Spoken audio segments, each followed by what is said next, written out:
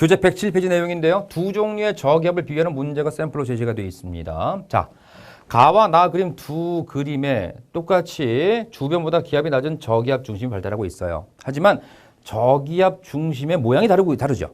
왼쪽에는 그림 가의 저기압은요, 온난전선과 한랭전선 두 종류의 전선을 동반하고 있습니다. 당연히 온대 저기압이라고 생각하셔야 되겠고요. 반면에 나의 그림에 나타난 저기압은요, 전선을 동반하지 않고 등압선이 동글동글 원형으로 발달하고 있습니다. 이게 바로 열대 저기압이라는 겁니다. 물론 여기 가운데 요 기호가 태풍의 기호라는 거 다 알고 계시죠? 됐습니까? 열대 저기압은 태풍 포함해서 4개가 있는데요. 우리 아시아 지역, 극동아시아 지역을 포함한 아시아 지역에 영향을 주게 되면 태풍이라고 부르고요. 이 미국 멕시코만 쪽에서 영향을 주게 되면 허리케인, 그리고 인도양 쪽에서 발생하게 되면 사이클론, 그리고 호주에서 발생하게 되면 윌리, 호주 부근 해역에서 발생하면 이렇게 얘기하고 있는데요. 온대 저기압은 온도가 다른 두 기단이 만나면서 찬 공기, 더운 공기가 만나면서 전선면과 전선을 수반합니다. 그래서 전선을 두 가지를 동반할 수밖에 없고요. 여기는 열대 저기압은 수온이 27도씨 이상 되는 열대 해역에서 발생하는 상승 기류에 의해서 발달하게 되는 겁니다. 물론 태풍만 얘기하게 되면요.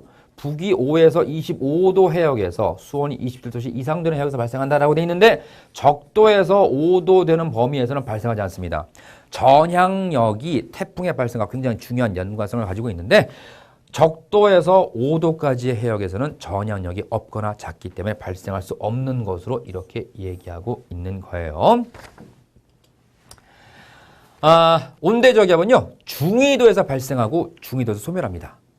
그래서 편서풍 지역에서 발생과 소멸하기 때문에 편서풍에 의해 서에서 동으로 이렇게 떠밀려 이동하게 돼 있어요. 하지만 열대 저기압은요, 여기를 예를 들어서 위도 30도 부근이라고 한다면요, 열대 해상에서 발생한다고 했으니까 무역풍대에서 발생을 합니다. 그런데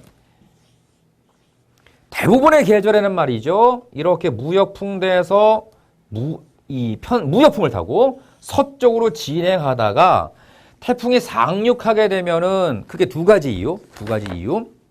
수증기 공급 차단, 그리고 지표의 마찰에 의해서 소멸하게 되는 상황이 되는데, 북반구 중위도에 있는 우리나라의 여름이나 초가을까지는 태풍이 이렇게 중위도 지역까지 올라와서 피해를 주기도 하지요. 그 이유가요, 여름철에 말이죠, 북태평양 고기압이 이 지역에서 발달하게 되거든요. 북태평양 고기압으로부터 이렇게 바람이 시계 방향으로 불어 나오니까 태풍이 이렇게 떠밀리듯 올라올 수 있다는 얘기입니다. 나머지 다른 계절, 봄이나 늦가을이나 겨울 같은 경우에는요, 이쪽에 시베리아 고기압이 발달하죠. 시베리아 고기압에서 이렇게 바람이 불어 나오는 이런 상황이 되니까 열대 해상에서 발생한 태풍이 이 중위도까지 올라오기 힘든 상황이 되는 겁니다. 이렇게 기억하시면 되겠어요. 그래서 태풍은 무역풍대에서 서쪽으로 진행하다가 이렇게 편향하죠. 편향하다가 편서풍대에서는 이렇게 북동쪽으로 진행하는 경우가 다반사라는 거 알아두시면 되겠습니다. 문제 한번 풀어보죠. 우리나라 부근에 위치한 두 종류의 저기압을 나타낸 지상 1기도인데요. 두 저기압 A, B의 특징으로 옳은 것만을 골라라 라고 했어요. 자, 당연히 온난전선과 한랭전선을 수반하고 있으니까, 동반하고 있으니까 온대 저기압이 되겠고요. 전선 없네, 열대 저기압이야. 등압선이 원형이죠. A는 한대전선대에서, B는 열대 해상에서 발생한다. 한대전선대, 저위도의 찬 공기와 고위도의 저위도의 따뜻한 공기와 고위도의 찬 공기가 만나서 전선을 만들게 되죠. 그 한대 전선대에서 주로 온대 저기압이 발생하게 됩니다. B는 열대 해상에서 발생한다. 기억 맞는 보기가 되겠고요.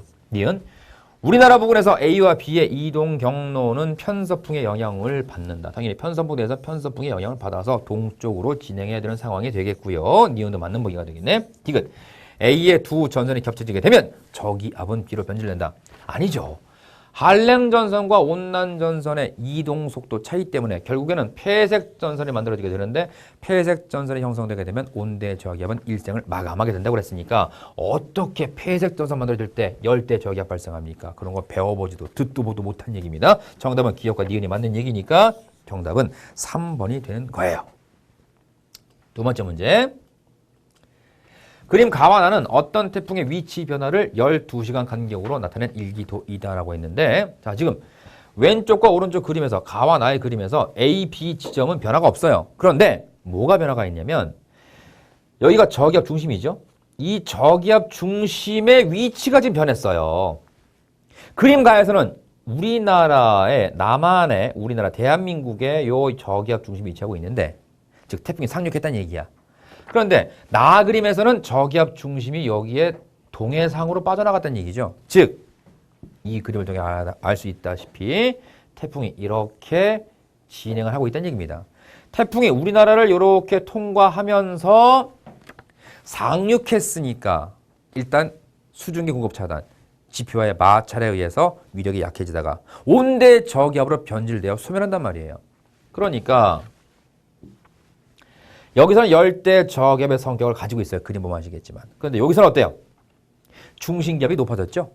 자, 등압선 간격의 하나 차이가 4헥토파스칼 차이니까 1008, 1004, 1996, 996 헥토파스칼 조금 안 돼. 중심기압이. 그 상태에서 지금 1008보다 조금 작은 기압을 나타내고 있군요. 저기압 중심부가. 즉 여기는요. 기압이 다소 상승했어요.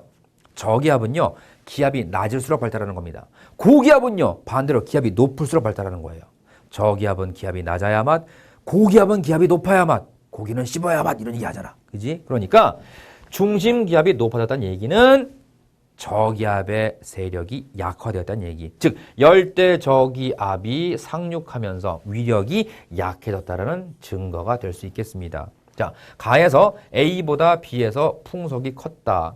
가에서 A보다 B에서 자 태풍이 지나갈 때 태풍이 이 방향으로 진행하고 있죠. 오른쪽 반원이 위험 반원이에요. 그리고 왼쪽 반원이 안전 반원 또는 가항 반원이라고 그랬죠. 항상 기억하세요. 우리나라와 일본 사이를 이렇게 태풍이 지나갈 때 어디가 훨씬 더 위험해? 일본이 훨씬 위험한 겁니다. 자연은 우리 편이라는 거 알아두세요. 그러니까 B 지역과 A 지역 봤을 때 A 지역은 안전 반원에 B 지역은 위험 반원에 위치해 있으니까 B 지역의 풍속이 더 강했다고 봐야 되겠군요. A보다 B에서 풍속이 컸고요.